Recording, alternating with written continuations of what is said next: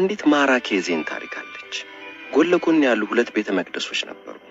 የሁለቱ ቤተ መቅደሶች ካህናት ተጣልተዋል፣ አይነጋገሩም። ለነገሩ እነዚህን ካህናት ለማለት እንኳን ይከብዳል። የይስሙላ ካህናት ናቸው። ስለዚህም ተጣልተው እርስ በርስ አይነጋገሩም።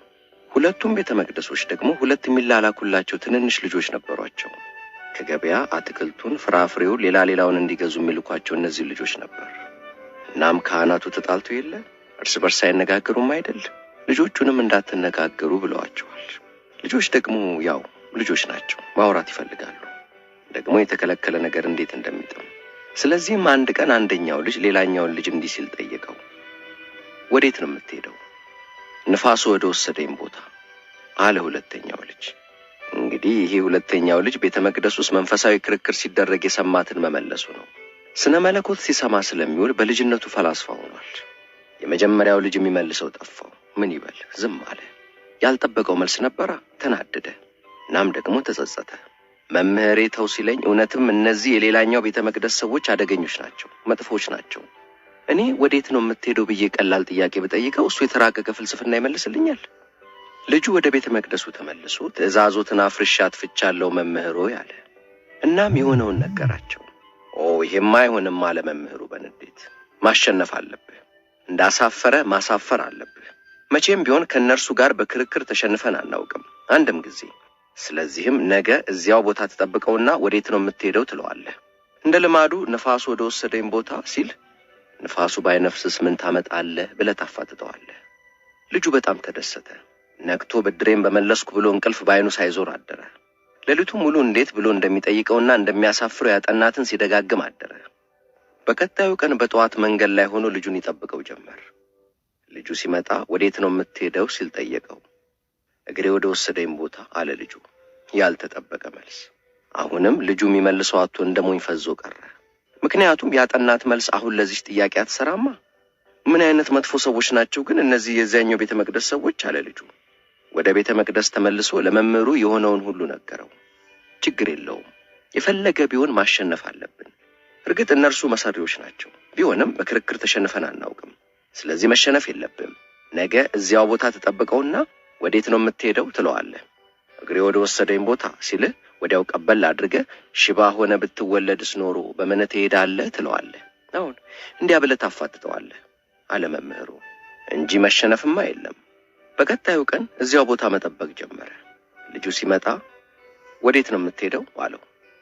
ሰላጣ ለመግዛት ወደ ገበያ እየሄድኩ ነው አለ ልጁ። እሺ ያው ልጁ ምን ይበል? ሕይወት እንዲህ ነች።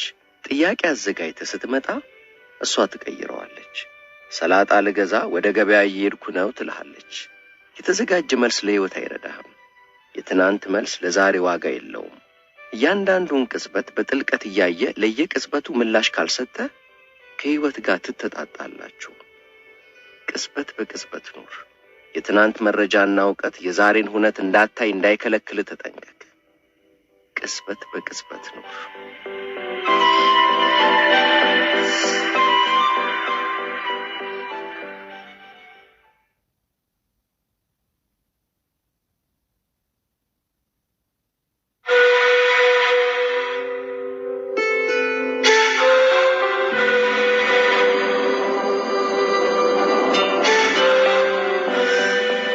የሙት መንፈሱ እንዴት እንደተሸነፈ።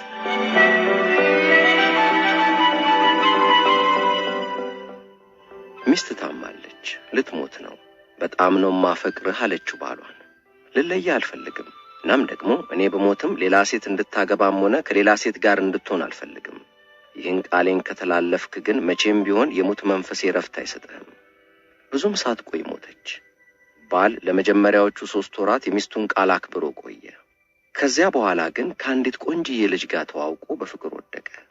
ለመጋባት ተስማሙ። ወዲያው ግን በየቀኑ የሚስቱ የሙት መንፈስ እየመጣ ይረብሸው ጀመር።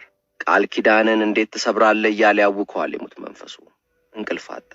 ይሄ ብቻ አይደለም፣ እንዴት እንዳወቀ እንጃ፣ ብቻ የሙት መንፈሱ ሰውየው ከአዲሲቷ ፍቅረኛው ጋር የተባባለውን ነገር ያደረጉትን ሁሉ ይነግረዋል።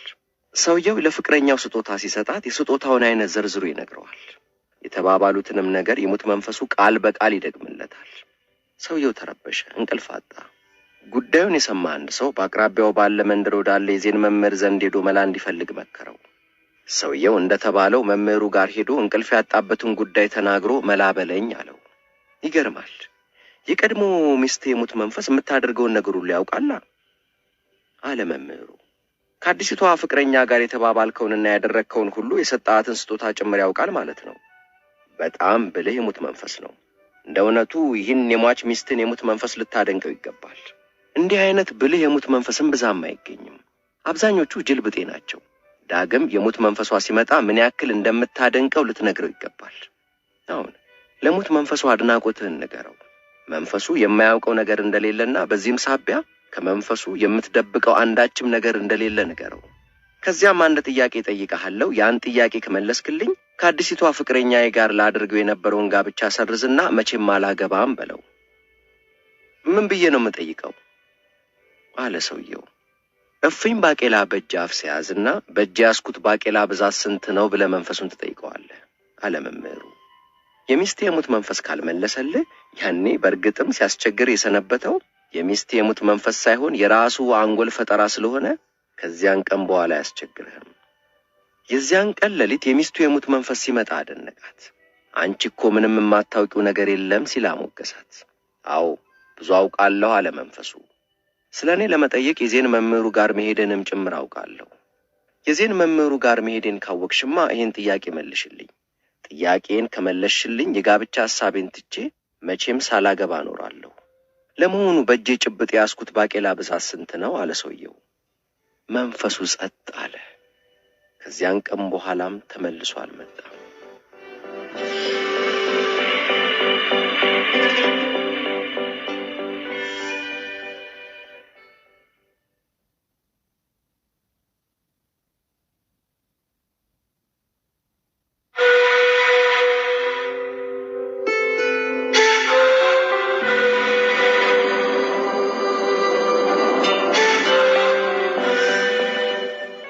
የማይታየው መጽሐፍ ከሚታየው ይልቃል። አይቴትሱገን።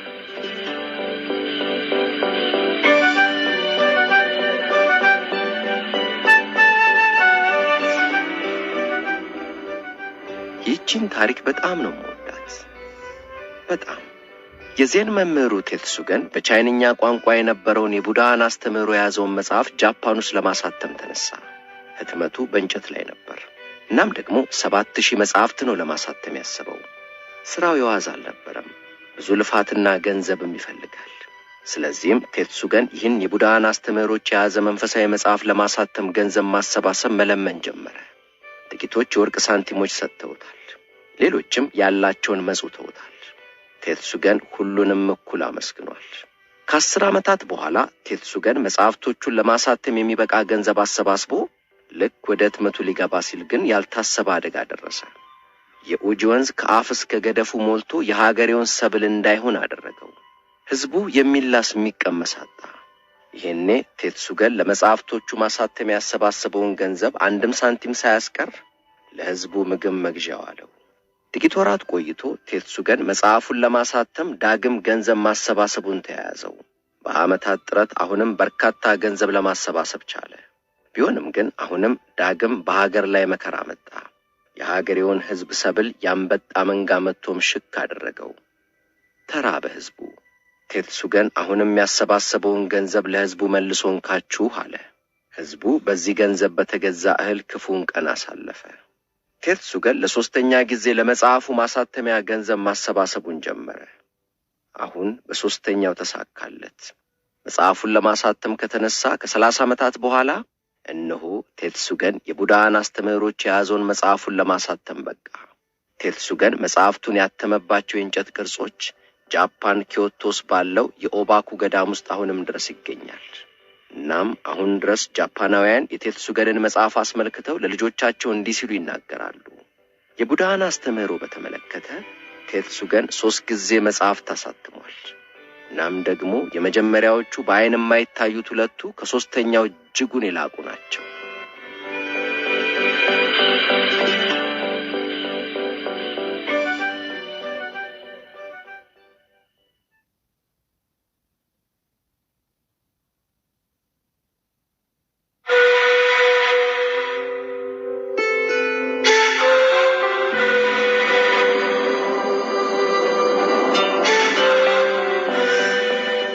የዜን መምህሩ ባንኪ።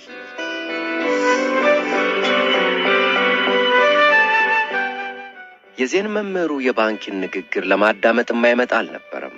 የዜን ተማሪዎች ብቻ ሳይሆኑ የሌሎች መንፈሳዊ መንገድ ተማሪዎች እንዲሁም በማህበረሰብ ውስጥ የተለያየ ደረጃ ያላቸው ሌሎች ሰዎችም የባንኪን ንግግር ለመስማት ይጎርፉ ነበር። መንፈሳዊ መጽሐፍት አይጠቅስም፣ ስነ መለኮት አይተነትንም፣ ምሁራዊ ጸጉር ስንጠቃ እሱ ጋር የለችም። የሱ ንግግር ከልብ ነው፣ ከልብ ወደ ልብ። በአቅራቢያው ያለው የኒችሪን እምነት ካህን ተከታዮቹ ሁሉ ባንኪን ለማዳመጥ ሄደው አድማጭ ቢያጣ በንዴት ብው ብሎ ከባንኪ ጋር ለመከራከር ባንኪ ወዳለበት የዜን ቤተ መቅደስ ሄዶ እሺ የዜን መምህሩ ሲል ጮሆ ተጣራ። ባንኪ ለተሰበሰበ ሰው ያወራ ነበር። እስቲ አንዴ ወሬህን አቁም አለ በቁጣ የነደደው የኒችሪን እምነት ካህን። ንግግርን የሰሙ ሁሉ በንግግር ይማረካሉ፣ ያከብሩሃል፣ ይታዘዙሃል ሲባል ሰማው። እኔ ግን ልንገርህ አልታዘዝህም። እኔ እንድታዘዝ ማድረግ ትችላለህ? አትችልም፣ ፈጽሞ አትችልም። ከቻልክ አሳየኛ። እንዳሳይ ትፈልጋለህ? አለ ባንኪ። ና ከጎኔ ተቀመጥና አላሳይህ። ካህኑ በኩራት እንደተጀነነ በተሰበሰበው ሰው መሃል አልፎ ወደ ባንኪ ቀረበ። ባንኪ ሳቃለና በግራ በኩል ና አለው። እንደተባለው ካህኑ በግራ በኩል ሲመጣ ባንኪ አይደለም፣ የተሻለ ማውራት የምንችለው በቀኝ በኩል ከሆንክ ነው፣ ና በዚህ በኩል። ካህኑ አሁንም በኩራት እንደተሞላ ወደ ቀኝ ተሻገረ። አየህ አለ ባንኪ፣ እየታዘዝከኝ ነው። እንደምገምተው በጣም ጥሩ ሰው ሳትሆን አትቀርም። በላውን ቁጭ በልና አዳምጥ።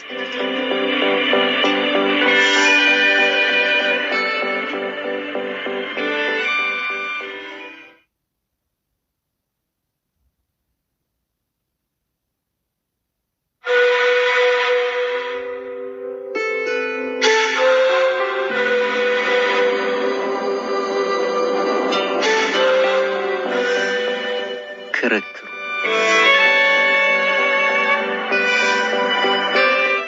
በአንዳንድ የጃፓን የዜን ቤተ መቅደሶች ውስጥ አንድ ቆየት ያለ ባህል አለ። አንድ ከቦታ ቦታ የሚዞር የዜን መነኩሴ ከነዚህ ቤተ መቅደሶች ወደ አንዱ ጎራ ብሎ ለማደር ከፈለገ በቤተ መቅደሱ ከሚገኝ ከአንዱ መነኩሴ ጋር በቡዲዝም አስተምህሮ ዙሪያ ክርክር አድርጎ መርታት አለበት። በክርክሩ ከተረታ ግን እዛች ቤተ መቅደስ ውስጥ አያድራትም፣ ሌላ ቦታ እድሉን ይሞክራል። በሁለት ወንድማማቾች የሚተዳደር አንድ እንዲህ አይነት ቤተ መቅደስ በሰሜን ጃፓን ውስጥ ይገኝ ነበር። ታላቅየው በጣም የተማረ ነው፣ ታናሽየው ግን ምንም የማያውቅ መሃይም ብጤ ነው። እናም ደግሞ አንድ አይና ነበር። አንድ ምሽት አንድ ከቦታ ቦታ የሚዞር መነኩሴ በቤተ መቅደሱ ለማደር መጣ። ታላቅየው ለረጅም ሰዓታት ሲያጠና ስለቆየ ደክሞታል። ስለዚህ ታናሹን አንተ ተከራከር አለው። ማረፍ ስለምፈልግ ደግሞ ስትከራከሩ እንዳትረብሹኝ በጸጥታ ተከራከሩ አለ ታላቅየው። ብዙም ሳይቆይ ተጓዡ መነኩሴ ወደ ታላቅየው ሄዶ ምን አይነት ብልህ ወንድም ነው ያለ፣ በክርክሩ ወዲያውን ይረታኝ። ስለዚህ ሳይመሽ ቶሎ ሄጄ ሌላ ቤተ መቅደስ ልሞክር፣ መልካም አዳር ይሁንልህ ብሎት ሊወጣ ሲል ከመሄድ በፊት ግን እስቲ ስለ ክርክራችሁ ትንሽ አጫውተኝ አለ ታላቅየው። ይገርማል፣ መጀመሪያ ላይ እኔ ቡድሃን ይወክላል በሚል አንድ ጣቴን አሳየሁት። ወንድም ደግሞ ወዲያውኑ ቡድሃና አስተምህሮን ለማሳየት ሁለት ጣቶቹን አሳየኝ። እኔስ ምን የዋዛ ሆነና ቡድሃን አስተምህሮንና ተከታዮቹን እንዲወክልልኝ በሚል 3 ጣቶችን አውጥቼ ቅስር። እዚህ ጋር ነው ጉዴ የፈላው። ይሄ ብሉ ወንድም ልክ 3ቱን ጣቶችን እንዳወጣው እጁን ጨብጦ ፊቴ ነቀነቀዋ። እንዴ የ3ቱም መነሻ አንድ መንፈሳዊ መገለጥ ነው ሲለኝ እኮ ነው። ረታኝ ወንድም ረታኝ። በልደና አድር፣ የቡድሃ በረከቱ አይለይ። እኔም ሌላ ቤተ መቅደስ ሄጄ እድሌን ልሞክር አለና ተሰናብቶ ከቤተ መቅደሱ ወጥቶ ሄደ። ጥቂት ቆይቶ ታናሽየው በጣም እንደተከፋ ታላቅየው ወዳለበት ክፍል ገባ። ክርክሩን አሸንፈዋል፣ ምንድነው የሚያስተክዝህ አለ ታላቅየው። ማሸነፍ? የምን ማሸነፍ አለ ታናሽየው ብስጭት ብሎ። በእውነቱ እንደ ቀድሞ መነኩሴ አይነት ባለጌ ሰው አጋጥሞኝ አያውቅም። የለየለት ባለጌ። እንዴት አለ ታላቅየው። እስቲ ክርክራችሁ እንዴት እንደነበር ንገረኝ። በጣም የሚያበሳጭ እኮ ነው። እኔ ትዕግስተኛ ሰው ስለሆንኩ እንጂ በጣም ትልቅ ብልግና ነው። ልክ እንዳየኝ በአንድ አይናነቴ ሊሳለቅ አንድ ጣቱን አሳየኝ። እስቲ አሁን የምን ይባላል? ብልግና ነው እንጂ። የመሸብኝ መነኩሴ ነኝ አሳድሩኝ ብሎ ገብቶ እንዲመሳደብን ምን አመጣው? እኔ መቼም ጨዋ ሰው እሱም እንግዳ ነው ብዬ ንዴቴን ዋጥ አድርጌ እኔስ አንድ አይን አልሁን፣ አንተ ግን ቡዳ የተመሰገነ ይሁን 2 አይን አድሎሃል ብዬ 2 ጣቶችን አውጥቼ አሳየሁት። ያሁኑ ይባስ የሚባለው የመጣው ከዚህ በኋላ ነው። ሰውየው የወጣለት ባለጌ ኖሮ የኔ 2 አይኖችና ያንተ አንድ አይን ሲደመር 3 ይሆናል ብሎ ሊሳለቅብኝ 3 ጣቱን አውጥቶ ያሳየኝ መሰለው እንደማለም ብልጭ አለብኝ። ንዴቴን መቆጣጠር አልቻልኩም። ይሄን ብልግናህን ማታቆም ከሆነ አፍንጫህን ነው ማጣመመል ብዬ ቡጤን እየሰበኩ ሳሳየው ባለጌ መቼም ፈሪ አይደለ ቱር ብሎ ሮጦ ወጣ። ይሄ ወስላታ ባለጌ ሰው አሳድሩኝ ብሎ መጥቶ መሳደብ አለ ምን አይነት ማለት ታናሽየው። የታናሹን ገለጻ የሰማው ታላቅየው ከመሳቅ ውጪ ምን አማራጭ አለው?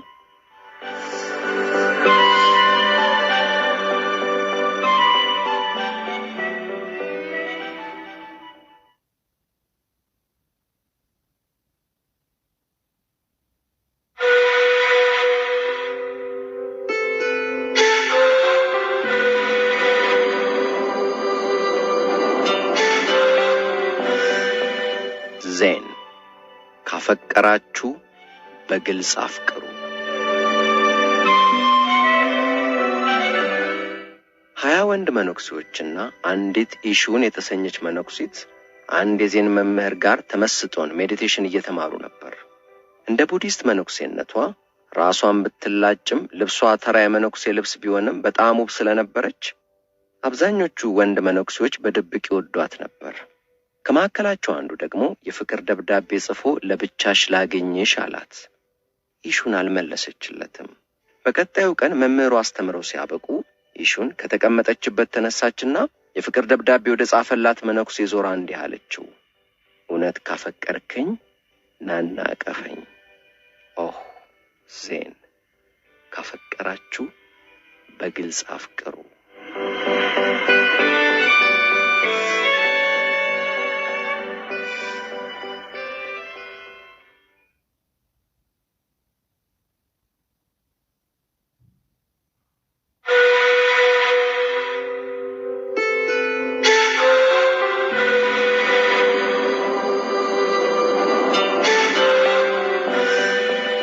ያልተመለሰው ሰው።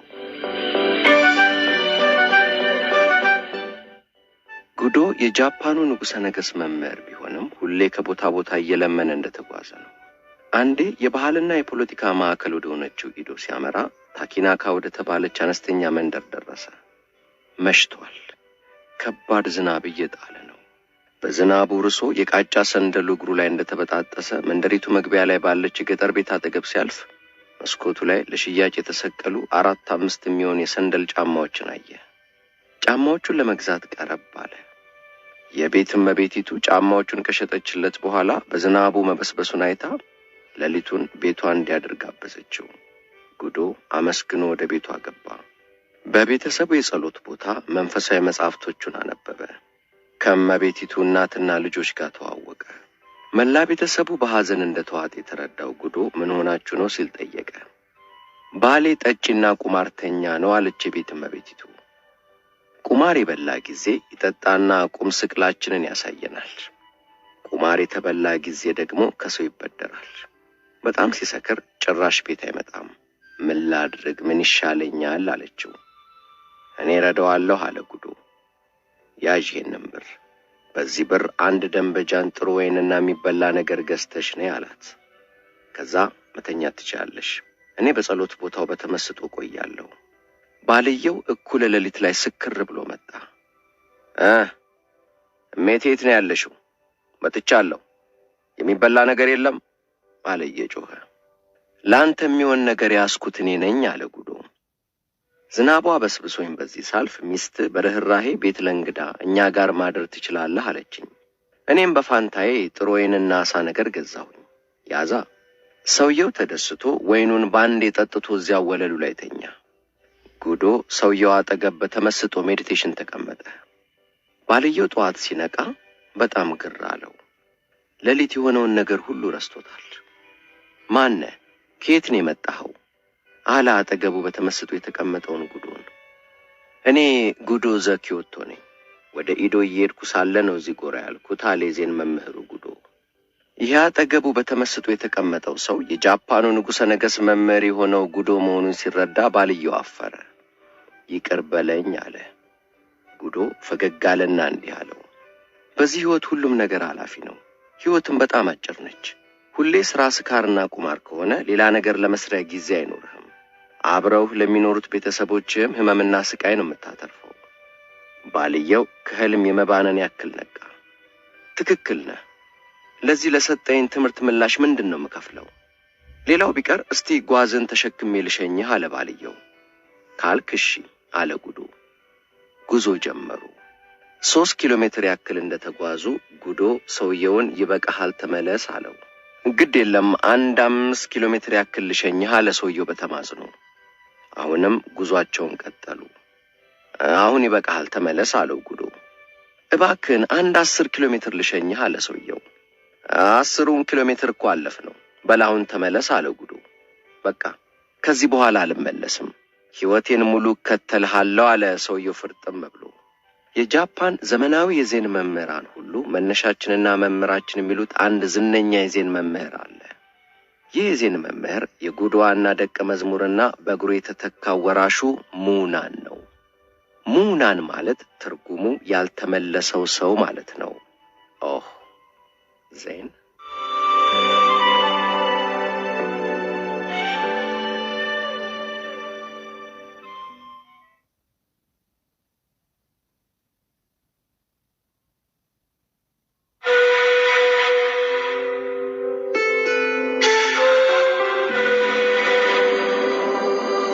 የኻሊድ ጅብራን ትረካዎች።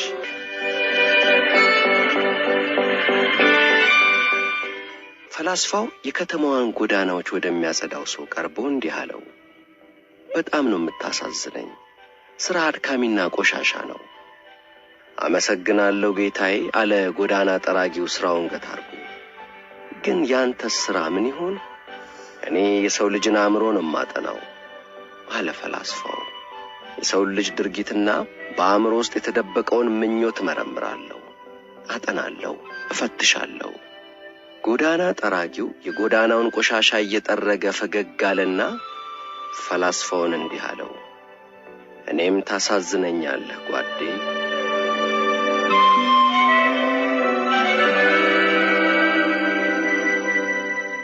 በአንድ ሩቅ ዘመን በአንዲት አነስተኛ ከተማ የሚመላለሱ 2 ፈላስፎች ነበሩ። አንደኛው ፈላስፋ እግዚአብሔር አለ ባይ ነው። ሌላኛው ደግሞ እግዚአብሔር የሚባል ነገር የለም ይላል። ሁለቱም ፈላስፎች በአንድ ቦታ ረክተው የሚቀመጡ አልነበሩም። በየአቅራቢያው ከተማ በየበረሃው በየዶሩ ሲዞሩ ይውሉና ከወራት አንዴ ወደዚች ከተማ ይመጣሉ። እግዚአብሔር አለ የሚለው ፈላስፋ ወደዚች ከተማ ሲገባ በከተማዋ ጎዳናዎችና የገበያ ቦታ እየተዘዋወረ የእግዚአብሔርን መኖር ህዝቡን ያሳምናል። ህዝቡም በፈላስፋው ንግግር ልቡ ተነክቶ ቤተ መቅደስ ይገነባል፣ እግዚአብሔሩን ያመልካል። ከጥቂት ወራት በኋላ ደግሞ ይሄ ፈላስፋ ወደ ሌላ ከተማ እንደሄደ እግዚአብሔር የለም ባዩ ፈላስፋ ይመጣል። ይሄም በየህዝብ መሰብሰቢያው አዲስ ወደ ተገነባው ቤተ መቅደስ ጭምር እየሄደ አትታለሉ እግዚአብሔር የሚባል የለም ሲል ይሰብካል። ንግግሩ በጣም አሳማኝ ስለሚሆንባቸው የከተማው ህዝብ እምነቱን ጥሎ ቤተ መቅደሱን አፍርሶ እግዚአብሔሩን ክዶ ኢአማን ይሆናል። ከጥቂት ወራት በኋላ ይሄ ኢአማኒ ፈላስፋ ከከተማው እንደሄደ የበፊቱ ከሚዞርበት ይመጣና ህዝቡን እንዴት እግዚአብሔርን ትክዳላችሁ ሲል ህሊናቸውን በጸጸት ሸንቁጦ ያፈረሱትን ቤተ መቅደስ ዳግም ያሰራቸዋል።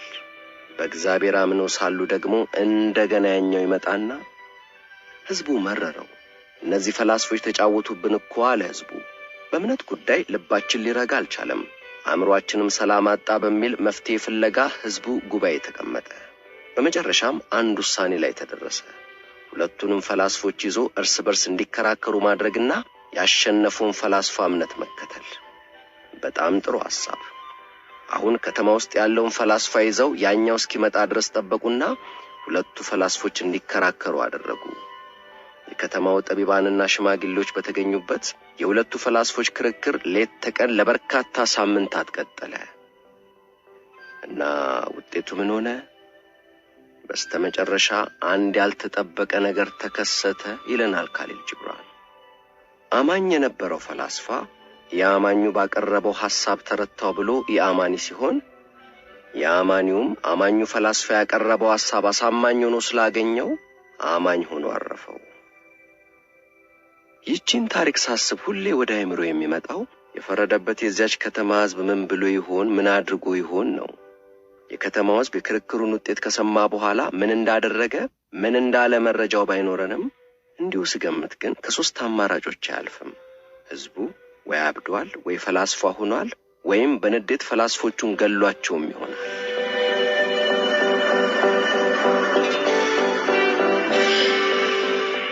ባለቅኔው አንድ የምታምር የፍቅር ግጥም ደረሰ። እንዴት ታምራለች አለ። እናም ግጥሟን በበርካታ ኮፒዎች አባስቶ ለጓደኞቹ ለሚያውቃቸው ለወንዱም ለሴቱም ካንዴ በቀር ላላገኛት ከተራሮች ማዶ ለምትኖር ልጃገረድ ጭምር ላከ። ከአንድ ሁለት ቀናት በኋላ ከልጃገረዷ የተላከን ደብዳቤ ያዘ መልእክተኛ ባለቅኔው ዘንድ መጣ። ደብዳቤው እንዲህ ይላል። በጻፍክልኝ የፍቅር ግጥም ልቤ ተነክቷል። እባክህና አባዬና እማዬን አግኝተህ እንዳጨኸኝ ንገራቸው። ባለቅኔውም ለልጃገረዷ እንዲህ ሲል መለሰላት። ወዳጄ ሆይ የላኩልሽ እኮ ሌላም ሳይሆን በእያንዳንዱ ወንድ ለእያንዳንዷ ሴት የሚዜም ከባለቅኔ ልብ የፈለቀ የፍቅር ግጥም ብቻ ነው። ልጃገረዷ እንዲህ ስትል ጻፈችለት። በቃላቶች የምትቀጥፍ አስመሳይ ሰው ነህ። በአንተ ሰበብ እስከ ለተሞቴ ባለቅኔዎችን እንደጠላሁ እኖራለሁ።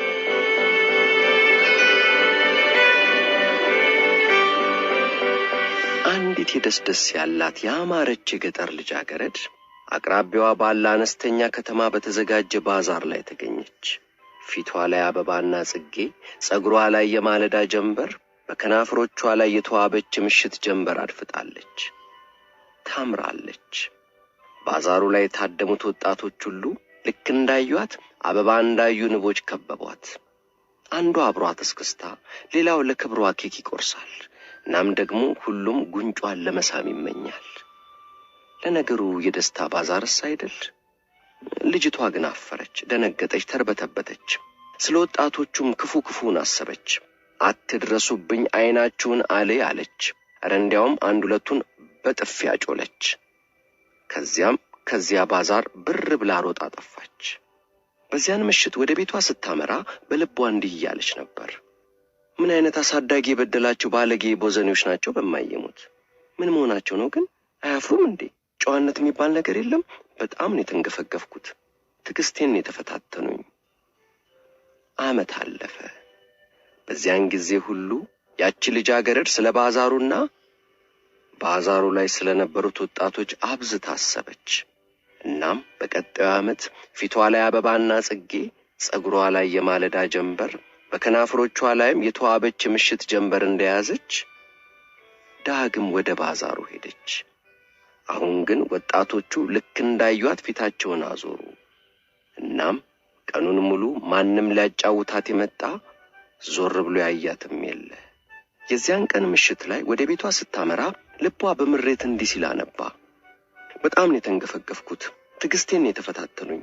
ምን አይነት አሳዳጊ የበደላቸው ባለጌዎች ናቸው በማይሙት። ምን መሆናቸው ነው ግን? አያፍሩም እንዴ? ጨዋነት የሚባል ነገር የለም።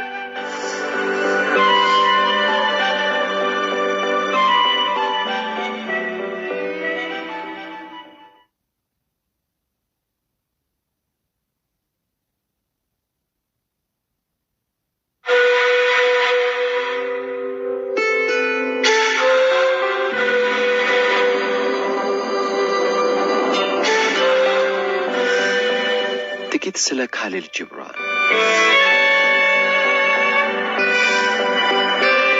በአንድ ምሽት ካሊል ጂብራንና ጓደኞቹ በአንድ የኒውዮርክ ሆቴል ግብዣ ላይ ናቸው። ጂብራን ያወራል። ጓደኞቹ ተመስጠው ያዳምጡታል። የታዘዘው ምግብ ግን ዘገየ። ከግብዣው አዘጋጆች አንዱ ሁኔታውን መታገስ ስላልቻለ አስተናጋጆቹን ፍለጋ ሄደ። እስካሁንም ዝም ያለው ሆቴሉ በጣም ምርጥ የሚባል አይነት ስለሆነ አስተናጋጆቹ እንዲህ ምግብን ይህን ያክል የማዘግየት አይነት ስህተት ይሰራሉ ብሎ ስላልጠበቀ ነው። ትዕግስቱ ሲያልቅ አስተናጋጆቹን ፍለጋ ሄደ። አስተናጋጆቹ ሁሉ በምግብ አዳራሹና በሆቴሉ ኩሽና መሃል ባለ ቦታ ታጉረው ቆመዋል። ምን መሆናችሁ ነው? ምግቡን አታመጡም እንዴ? ምግቡ ከታዘዘ ስንትና ስንት ጊዜው? ተቆጣ። ፈርተን እኮ ነው እንዳናቋርጠው ብለን ፈርተን እኮ ነው አሉ አስተናጋጆቹ። ምኑን ነው እንዳታቋርጡ የፈራችሁት? ሚስተር ጅብራን ሲያወራ ልክ እንደ ኢየሱስ ክርስቶስ ነው። ማቋረጥ ፈራን።